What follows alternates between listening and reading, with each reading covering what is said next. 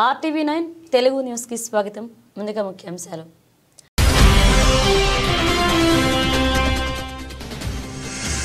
Ukraine తో యుద్ధం ముగింపుపై Putin కీలక ప్రకటన. భారత్ పై ప్రశంసలు కురిపించిన రష్యా అధ్యక్షుడు.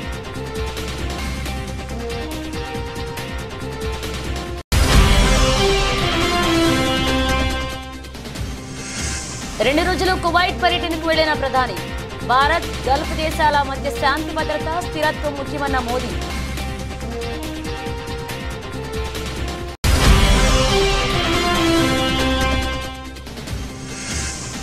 శాసనసభను ఇలా ఆలస్యంగా నడవడం కరెక్ట్ కాదు.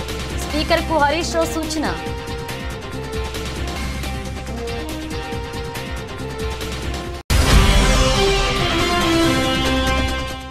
రైతు బంధు యథాతథంగా ఇస్తామంటే ఈ చర్చ ఎందుకు?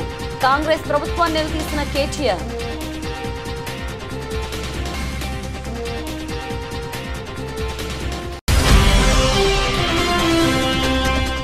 ప్రజల భూములకు రక్షణ కల్పించేందుకు కొత్త చట్టం తీసుకొచ్చాం.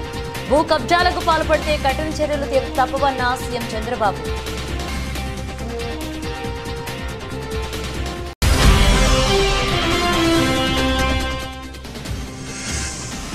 ముగిసిన లీగ్ దశ ఘన విజయం నమోదు చేసిన టైటాన్స్.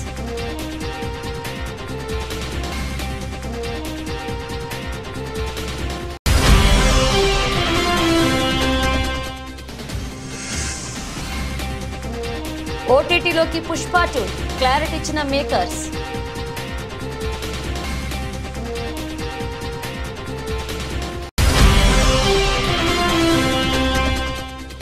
స్టాక్ మార్కెట్ల నష్టాల పరంపర.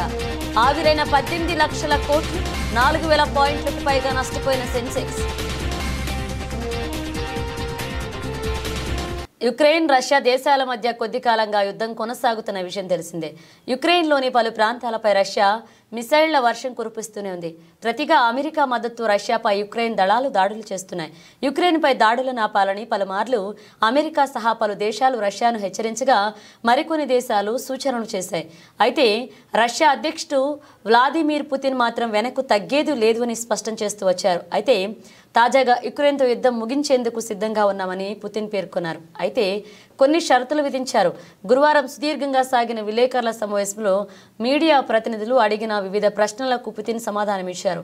యుక్రెయిన్పై యుద్ధ విషయాన్ని ప్రస్తావించగా యుక్రెయిన్తో యుద్ధం ముగించేందుకు తాము సిద్ధంగా ఉన్నామని, అయితే ఆ దేశ అధ్యక్షుడు జెలెన్స్కీతో మినహా ఎవరితోనైనా చర్చించడానికి సిద్ధంగా ఉన్నామని చెప్పారు. ఎలాంటి ముందస్తు షరతులు కూడా పెట్టబోమన్న పుతిన్ ఆ దేశ పార్లమెంట్తోనే చర్చలు జరుపుతామని చెప్పారు. యుక్రెయిన్పై తాము చేపట్టిన ప్రత్యేక సైనిక ఆపరేషన్ విజయవంతం అవుతుందని పుతిన్ పేర్కొన్నారు. తమ దళాలు రోజుకొక చదరపు కిలోమీటర్ యుక్రెయిన్ భూభాగాన్ని ఆక్రమిస్తూనే ఉన్నాయని, యుక్రెయిన్తో యుద్ధంలో తాము విజయానికి చేరువలో ఉన్నామని పుతిన్ పేర్కొన్నారు. అమెరికా అధ్యక్షుడిగా ఎన్నికైన డొనాల్డ్ ట్రంప్ గురించి పుతిన్ మాట్లాడుతూ ట్రంప్తో 4 ఏళ్లుగా తాను మాట్లాడలేదు, అయితే ప్రస్తుతం ఆయనతో భేటీ అయ్యేందుకు సిద్ధంగా ఉన్నట్లుగా పుతిన్ చెప్పారు. భారతదేశం ఆర్థికంగా పురోభివృద్ధి చెందుతుందన్న దేశమని పుతిన్ పేర్కొన్నారు. ఈ క్రమంలో ప్రధాని నరేంద్ర మోదీ ఆధ్వర్యంలో భారత ప్రభుత్వం తీసుకుంటున్న నిర్ణయాలపై ప్రశంసల జల్లు కురిపించారు. ప్రధాని నరేంద్ర మోదీకి మేక్ ఇన్ ఇండియా అనే కార్యక్రమం ఉంది. భారతదేశంలో పలు విభాగాల్లో మా తయారీ కార్యకలాపాలను ఏర్పాటు చేయడానికి మేము కూడా సిద్ధంగా ఉన్నాం. మోదీ నాయకత్వంలో భారత ప్రభుత్వం స్థిరమైన పరిస్థితులను సృష్టిస్తోంది. భారత్లో పెట్టుబడులు పెట్టడం లాభదాయకమని మేము నమ్ముతున్నామంటూ పుతిన్ పేర్కొన్నారు. Friendly relation with China and India and have warm relations with Prime Minister of India. Those who've passed away already or those who still live today, I would like to have a cup of tea. While from those living today, I would like to have more time to spend with my relatives, with members of my family and my friends. I would like to have more opportunities to drink a cup of tea with them. As for the world leaders who have passed away already,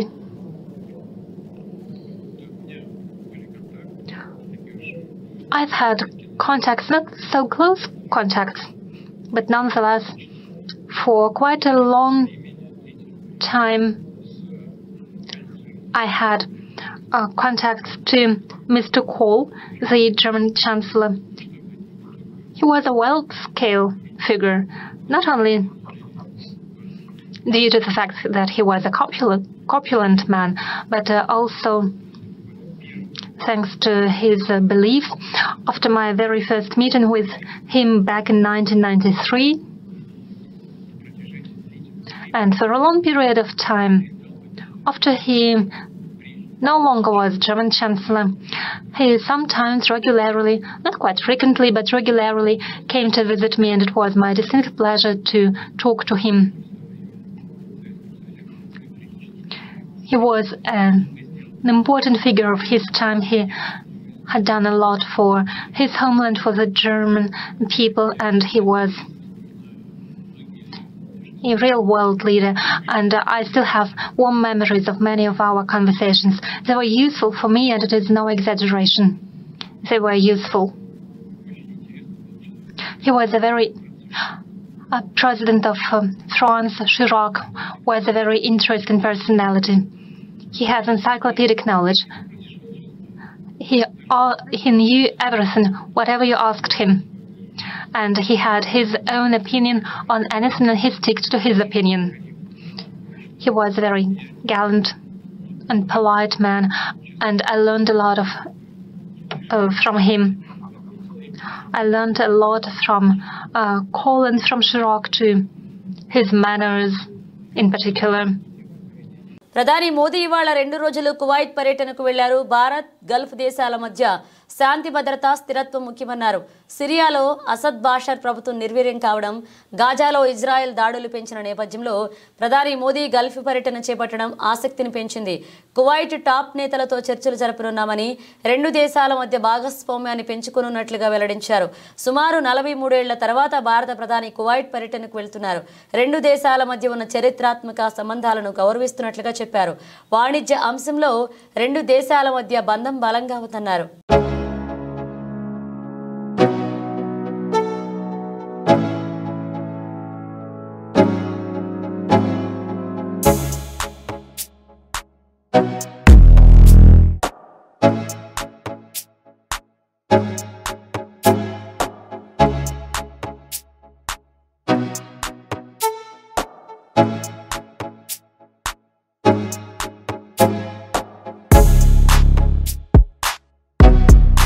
శాసనసభను 10 నిమిషాలు ఆలస్యంగా ప్రారంభించడంపై ప్రధాన ప్రతిపక్ష party BRS తీవ్ర అభ్యంతరాన్ని వ్యక్తం చేసింది. సభ ప్రారంభమైన వెంటనే speaker అనుమతితో మాజీ మంత్రి సిద్దిపేట బీఆర్ఎస్ ఎమ్మెల్యే హరీష్ రావు మాట్లాడారు. సమయం 10:10 కావచ్చింది. ఈ సెషన్లో ఏ ఒక్క రోజు కూడా అసెంబ్లీ 10 అంటే 10 గంటలకు ప్రారంభం కాలేదు. మీరు లాస్ట్ సెషన్ చూడండి. 10 ఏళ్లు సభ నడిపితే అదే 10 గంటలకు ఖచ్చితంగా సభ నడిపాం. సభా సమయపాలన పాటించాం. ముఖ్యం. అలాగే ప్రతిరోజు ఈ సెషన్లో 5, 10, 15 నిమిషాలు ఆలస్యంగా సభ ప్రారంభం కావడం కరెక్ట్ కాదు అన్నారు. సభ అందరికీ ఆదర్శంగా ఉండాలి. మనమే ఇలా ఆలస్యంగా నడవడం కరెక్ట్ కాదని మనవి చేస్తున్నా అంటూ హరీష్ రావు పేర్కొన్నారు. అనంతరం స్పీకర్ అనుమతితో వ్యవసాయ శాఖ మంత్రి తుమ్మల నాగేశ్వరరావు రైతు భరోసాపై స్వల్పకాలిక చర్చ ప్రారంభించారు. రైతు భరోసా విధి విధానాలపై సూచనలు ఇవ్వాలని మంత్రి తుమ్మల సభ్యులను కోరారు. సంక్రాంతి పండుగ నాటికి రైతు భరోసాపై విధి విధానాలను ఖరారు చేసి ఆ తర్వాత రైతు భరోసా చెల్లింపులు చేస్తామన్నారు మంత్రి. ఒక్క రోజు కూడా అసెంబ్లీ 10 అంటే 10 గంటలకు స్టార్ట్ కాలేదు. మీరు లాస్ట్ సెషన్ చూడండి. మేము 10 ఏళ్ళు సభ నడిపితే 10 అంటే 10 గంటలకు ఖచ్చితంగా టెన్షన్గా సభ నడిపాం అధ్యక్ష. సభ సమయపాలన పాటించడం అనేది చాలా ముఖ్యం అధ్యక్ష. ప్రతిరోజు కూడా ఈ సెషన్లో మీరు చూస్తే రోజు 5 నిమిషాలు, 10 నిమిషాలు, 15 నిమిషాలు సభ ఆలస్యంగా ప్రారంభం కావడం కరెక్ట్ కాదు అధ్యక్ష. సభ అందరికీ ఆదర్శంగా ఉండాలి, కానీ మనమే ఇట్లా ఆలస్యంగా నడపడం అయితే కరెక్ట్ కాదని మీకు మనవి చేస్తున్నాం. గత ప్రభుత్వం అమలు చేస్తున్న రైతు బంధు పథకం లబ్ధిదారులకు ఉన్నట్లుగా ఇచ్చే ఉద్దేశం ఉంటే రైతు బంధుపై చర్చెందుకు అని కాంగ్రెస్ ప్రభుత్వానికి BRS working president MLA KTR నిలదీశారు. రైతు భరోసాపై ప్రభుత్వం చేపట్టిన స్వల్పకాలిక చర్చ సందర్భంగా కేటీఆర్ మాట్లాడారు. గత ప్రభుత్వం ఈ పథకాన్ని ప్రారంభించి 73,000 కోట్ల రైతు ఖాతాల్లో జమ అయ్యాయి. మేము ఒక దఫా మాత్రమే చెల్లించామని వ్యవసాయ శాఖ మంత్రి తుమ్మల నాగేశ్వరరావు చెప్పడం అభినందనీయం. రైతు బంధు 21,283 కోట్ల దుర్వినియోగం జరిగిందని మంత్రి తుమ్మల చెప్పారు. 2019-20లో సాగు విస్తీర్ణం 141 లక్షల ఎకరాలని మంత్రి చెప్పారు. 2020-21లో సాగు విస్తీర్ణం 204 లక్షల ఎకరాలని మీరు ఇచ్చిన నివేదికలో ఉంది. రైతు బంధు ఇవ్వడం వల్లే సాగు విస్తీర్ణం 2 కోట్ల ఎకరాలకు పెరిగింది. ఇక మంత్రి తుమ్మల ROFR భూముల గురించి ప్రస్తావించారు. 4.5 లక్షల గిరిజన బిడ్డలకు పోడు పట్టాలు ఇచ్చిన ఘనత కేసీఆర్ది. ROFR పట్టాల కింద ఉన్న భూముల్లో ఒక పంట మాత్రమే సాగు చేసే అవకాశం ఉంటుంది. మేజర్ కాలువలు ఉండకపోవడం వల్ల చాలా కష్టంతో సాగు చేస్తారు. ఈ గిరిజన బిడ్డలకు 2వ విడత రైతు బంధు ఇస్తారా ఇవ్వరా సమాధానం చెప్పాలి. ఇక పత్తి 45 లక్షల ఎకరాల్లో పండుతుంది. ఈ పంట కాలం 8 నెలలు. మరి పత్తి రైతుకు ఒకటే పంట ఇస్తారు, 2 పంటలకు ఇస్తారా? అలాగే కంది పంట కాలం కూడా 8 నెలలు. కాబట్టి కంది పంటకు ఒకటేసారి ఇస్తారా, 2 సార్లు ఇస్తారా లేదా అనేది చెప్పాలని కేటీఆర్ డిమాండ్ చేశారు. రైతు బంధుకు కోతలు పెట్టే ఆలోచన లేకపోతే పీఎం కిసాన్ గురించి మంత్రి తుమ్మల ఎందుకు ప్రస్తావించారు?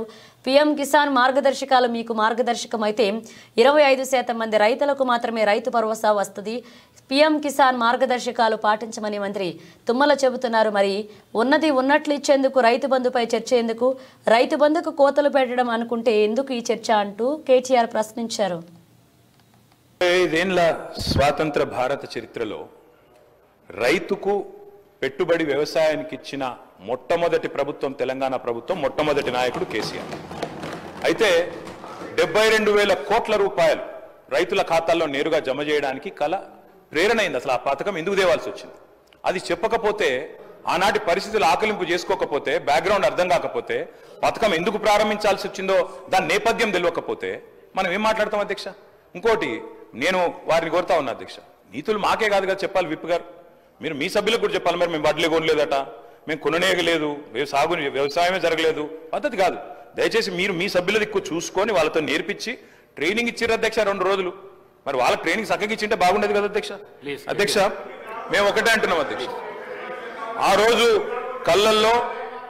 ఆ రోజు రైతు కళ్ళల్లో ధైర్యం లేదు. ఉమ్మడి ఆంధ్రప్రదేశ్లో, తెలంగాణ ప్రాంతంలో కళ్ళంలో ధాన్యం లేదు. చిన్న రైతు పెద్ద రైతు అన్న తేడా లేదు అధ్యక్ష. 30-40 ఎకరాలు ఉన్న రైతు కూడా తెలంగాణలో, నేను చెప్పేది వాస్తవం కాకపోతే రేవంత్ రెడ్డిని అడగండి. ఎందుకంటే ఆయన మహబూబ్ నగర్ జిల్లా వలసల జిల్లాగా పేరుపడ్డ జిల్లా.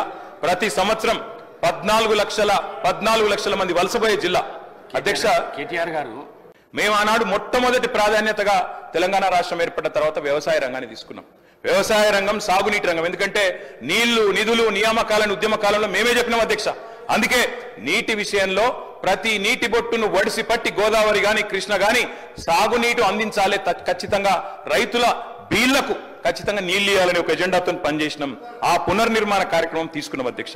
అందులో భాగంగానే అధ్యక్ష, రైతు ఒక్కడు చల్లగా ఉంటే పల్లె చల్లగా ఉంటుంది అధ్యక్ష. పల్లె కూడా అందరూ బాగుంటారు. ఎందుకంటే గ్రామీణ ఆర్థిక వ్యవస్థకు రైతు కేంద్ర బిందువు.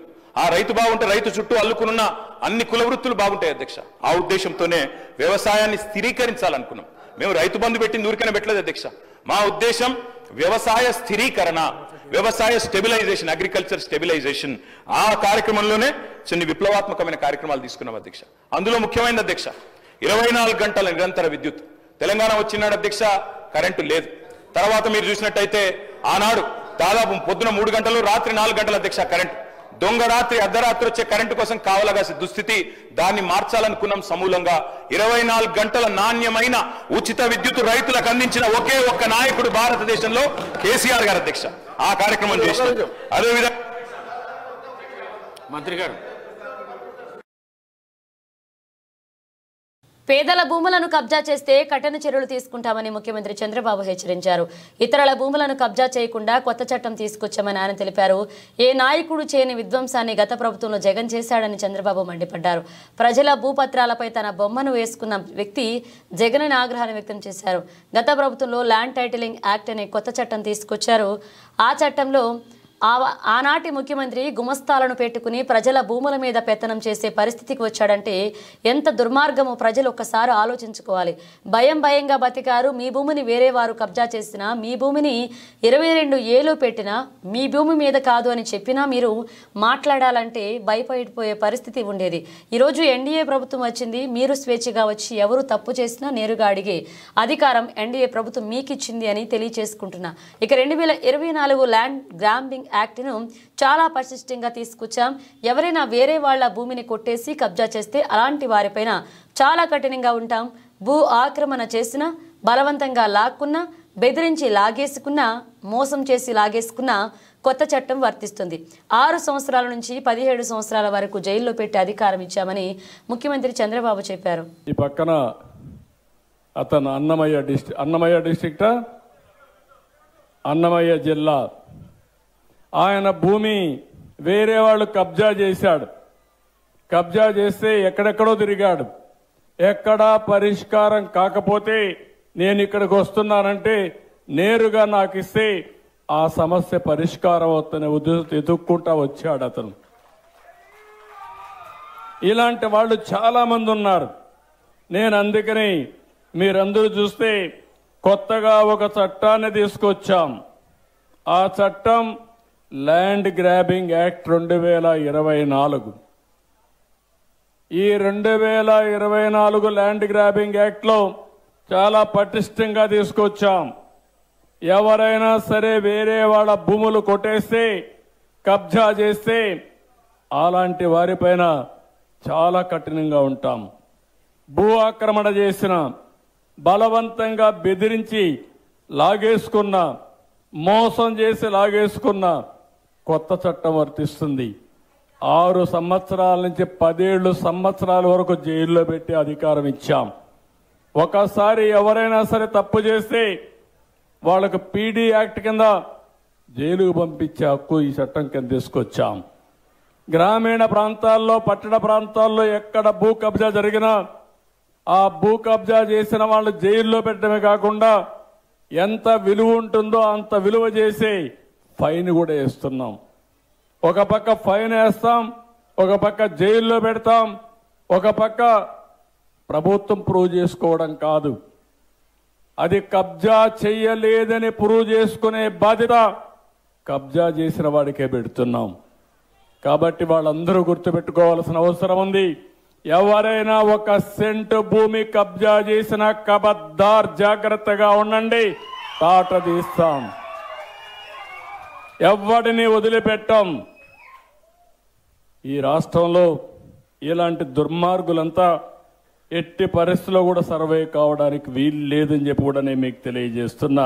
వరంగల్ నగరంలోని ఓ సిటీ మైదానంలో వరంగల్ ఉమ్మడి జిల్లా మినీ వ్యాన్ ఓనర్స్ అసోసియేషన్ ఆధ్వర్యంలో లారీ యజమానుల తీరుపై ఆందోళన నిర్వహించారు. ఫెర్టిలైజర్స్ తరలింపులో 5 టన్నుల నుండి 12 టన్నుల వరకు లారీ యూనియన్ వారి అవకాశం గతంలో కల్పించారని, ఇప్పుడు నిరంకుశంగా డీసీఎంలను ఫెర్టిలైజర్స్ తరలింపులో అనుమతించడం లేదు అని, దీంతో తాము కిస్తీలు చెల్లించకుండా తీవ్ర ఇబ్బందులు ఎదుర్కొంటున్నామని, అంతేకాకుండా దుకాణదారులు యూనియన్ రసీదు లేకుండా డీసీఎం వ్యాన్లకు లోడింగ్ స్లిప్పులు వివరాలంటూ ఆదేశాలు ఇవ్వడంతో తమ డీసీఎంలలో ఫెర్టిలైజర్స్ తరలించేందుకు అధికారులు ఇబ్బందులకు గురి చేస్తున్నారంటూ డీసీఎం ఓనర్లు ఆందోళన వ్యక్తం చేస్తున్నారు.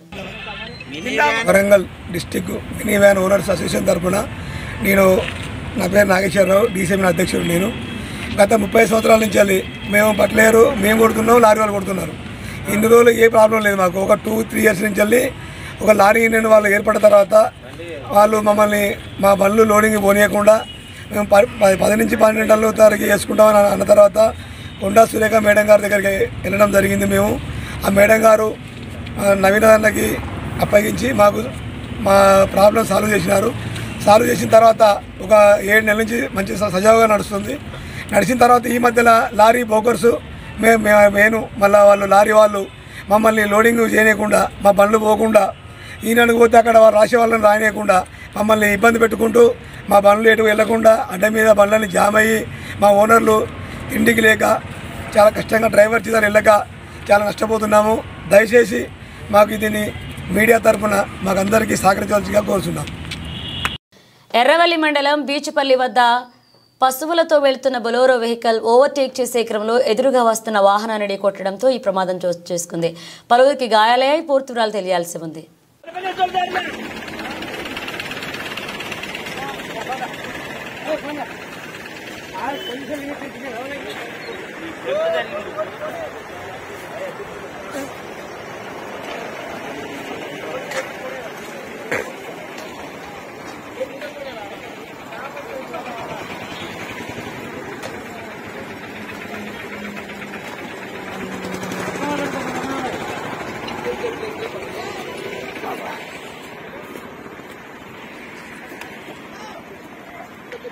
నిర్మల్ జిల్లా కేంద్రంలో బస్ డిపో ముందర ధర్నా చేపట్టడం జరిగింది. అర్హులైన దివ్యాంగులకు ఉచిత ప్రయాణం కల్పించాలని కోరారు.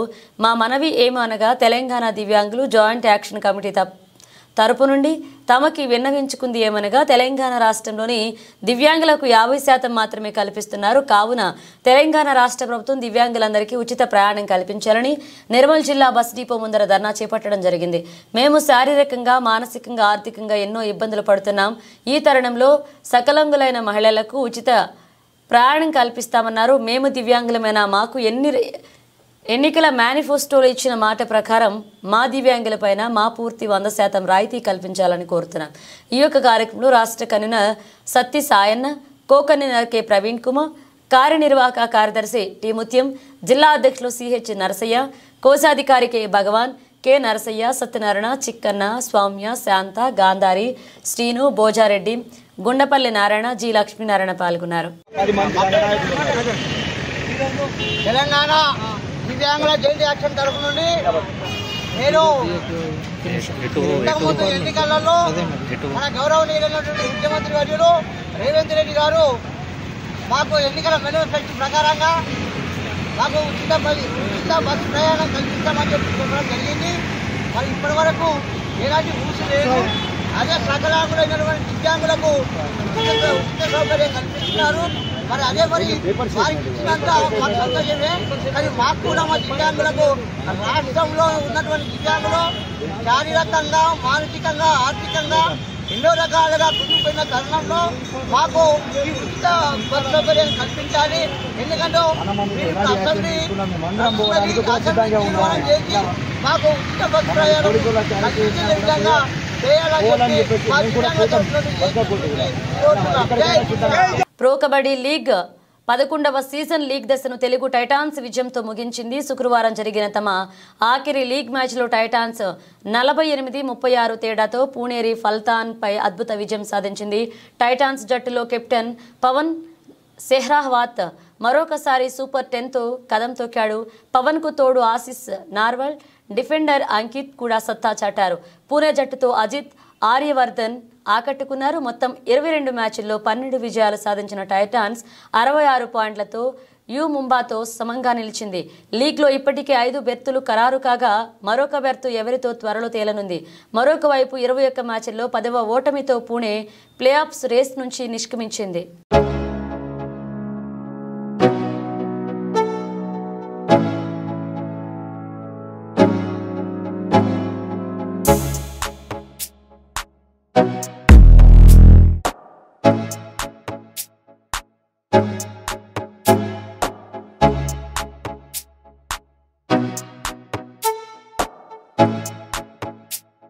ఐకాన్ స్టార్ అల్లు అర్జున్ నటించిన పుష్ప 2 మూవీ బాక్స్ ఆఫీస్ వద్ద రికార్డ్ సెలక్షన్స్ తో దూసుకుపోతుంది. 2 వారాల్లోనే ప్రపంచ వ్యాప్తంగా 1500 కోట్లకు పైగా గ్రాస్ వసూళ్లను సాధించింది. ఇక నార్త్ లోను రికార్డులను అన్నింటినీ తుడిచిపెట్టేస్తుంది. 15 రోజుల్లోనే 632.50 నెట్ వసూళ్లను రాబట్టింది. ఈ క్రమంలో హిందీ సినిమాల చరిత్రలోని అత్యధిక వసూళ్లను రాబట్టిన చిత్రంగా నిలిచింది. విడుదలై 2 వారాలు పూర్తయినా కూడా హౌస్ ఫుల్ బోర్డులతో సక్సెస్ఫుల్ రన్ అవుతుంది. అయితే గత 2-3 రోజులుగా ఈ చిత్ర ఓటీటీకి సంబంధించిన వార్తలు హల్చల్ చేస్తున్నాయి. జనవరి 9న పుష్ప 2 మూవీ ఓటీటీలోకి రానుందనేది సదరు వార్తల సారాంశం. వీటిపై చిత్ర బృందం స్పందించింది. అవన్నీ రూమర్లే అని కొట్టిపారేసింది. ఇప్పట్లో ఈ చిత్రం ఓటీటీలోకి రాదు అని, థియేటర్లలో ఈ మూవీని చూసి ఆస్వాదించాలని తెలిపింది. పుష్ప 2 మూవీ ఓటీటీకి సంబంధించిన పుకార్లు వస్తున్నాయి. ఇప్పట్లో ఈ సినిమా ఓటీటీలోకి వచ్చే అవకాశం లేదు. విడుదలైన 56 రోజుల తర్వాత ఈ చిత్రం ఓటీటీలోకి రానుంది. అప్పటి వరకు పుష్ప 2 వైల్డ్ ఫైర్ను థియేటర్లలో చూసి ఎంజాయ్ చేయండి అని సోషల్ మీడియాలో చిత్ర బృందం తెలియజేసింది.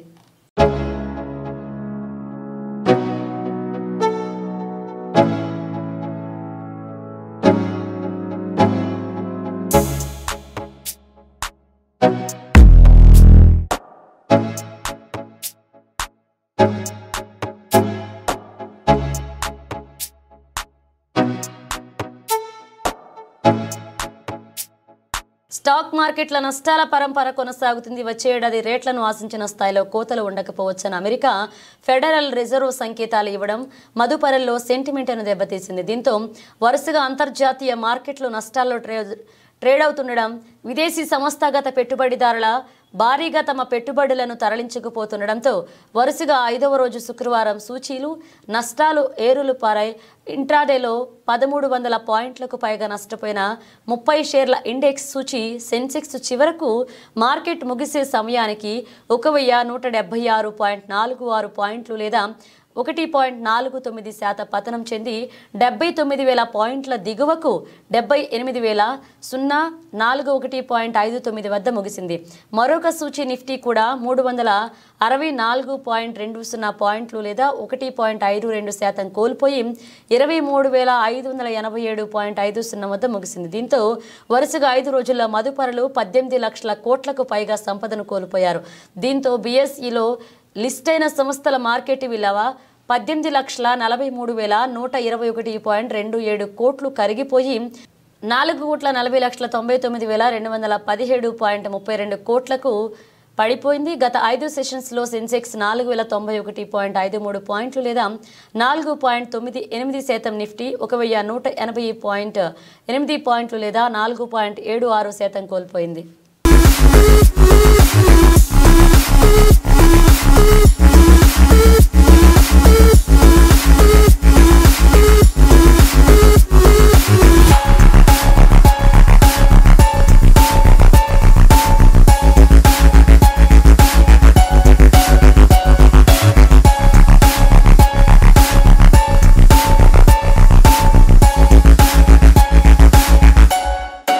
బులెటిన్ ముగించే ముందు హెడ్లైన్స్ మరోసారి.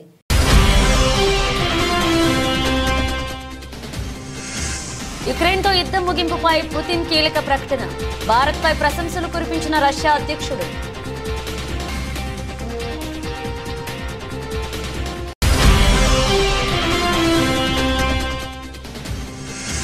రెండు రోజులు కువైట్ పర్యటనకు వెళ్లిన ప్రధాని. భారత్ గల్ఫ్ దేశాల మధ్య శాంతి భద్రత స్థిరత్వం ముఖ్యమన్న మోదీ.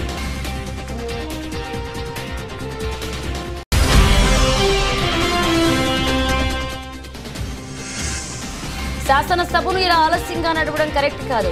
స్పీకర్కు హరీష్ రావు సూచన.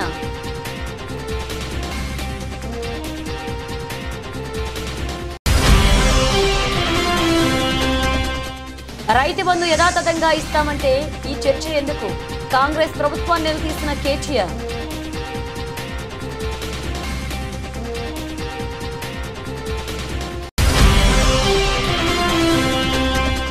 ప్రజల భూములకు రక్షణ కల్పించేందుకు కొత్త చట్టం తీసుకొచ్చాం. భూ కబ్జాలకు పాల్పడితే కఠిన చర్యలు తప్పవన్న సీఎం చంద్రబాబు.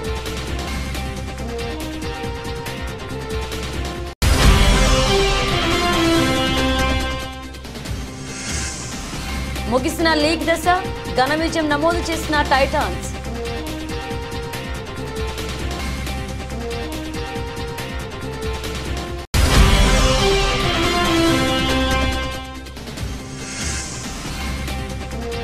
ఓటీటీలోకి పుష్ప 2 క్లారిటీ ఇచ్చిన మేకర్స్.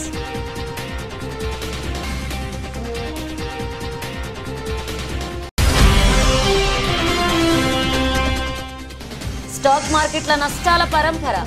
ఆవిరైన 18 లక్షల కోట్లు, 4,000 పాయింట్లకు పైగా నష్టపోయిన సెన్సెక్స్. ఇవి బులెటిన్ అప్డేట్స్. మరణ అప్డేట్స్తో మళ్ళీ కలుద్దాం.